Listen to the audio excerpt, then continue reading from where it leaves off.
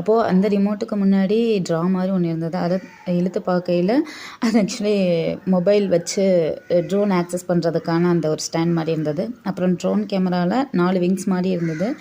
அதை நான் கொஞ்சம் பயந்து தான் எடுத்தேன். அது பார்க்கையிலே பொட்டிச்சு போகிற மாதிரி இருந்தது. பரவாயில்ல, கொஞ்சம் ஸ்ட்ராங்காக தான் இருந்தது.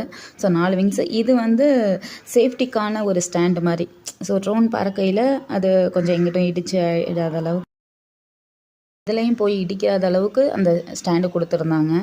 ஸோ இது வந்து கேமரா ட்ரோனில் உள்ள இம்பார்ட்டண்ட்டான ஒரு பார்ட்டு.